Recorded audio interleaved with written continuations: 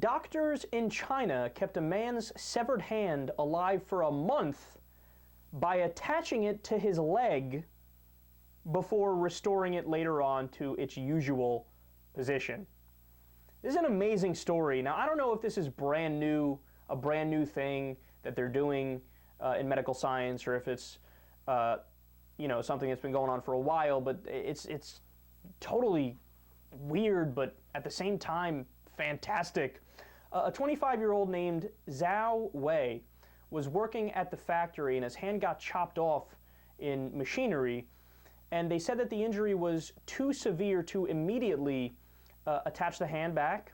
So they bought time. They brainstormed and said, I guess attach it to his leg, see what happens. And I can't get enough of this story because it shows you what science and reason can make of the human condition. I mean, think about, like, the first person that came up with that idea, did they know it was going to work? Or was it just solely based on a theory, right? Or was it, I mean, what was the thought process that went into it that made this a viable option? And then when they figured out it worked, I mean, you have to celebrate at that. That's amazing. Just attach one body part to another body part and harvest it there, and then eventually you can reattach it to the place where you need to reattach it.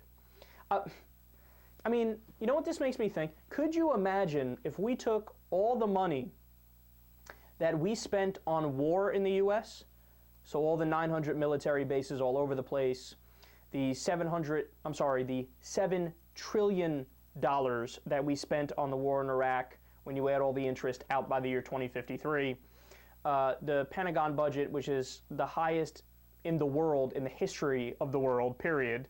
Our military budget is bigger than the next 14 military budgets combined, and most of them are our allies anyway.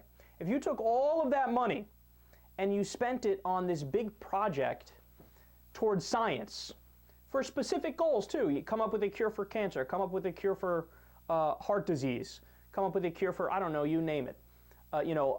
Essentially something that can, you know how we have penicillin that cures bacterial problems, maybe come up with something that can get rid of all viral problems. I don't know.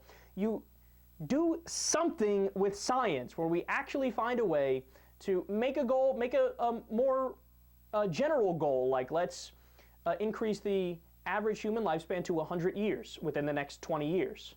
Let's create the right, whatever it is, pill that you can do that extends lives to 100 years, whatever. I'm just thinking out loud here, but there are so many things that you could have done with all trillions of dollars, and so many ways you could have substantively improved the human condition, but instead you blew it.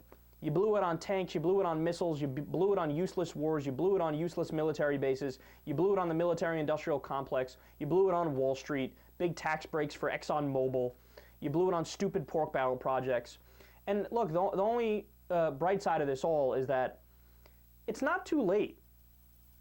I know that might sound like pie in the sky, uber liberal kind of thing here, but if we could just get, one Congress and one leader they're actually committed to doing their job, which is looking out for the American people, legislating their will, right?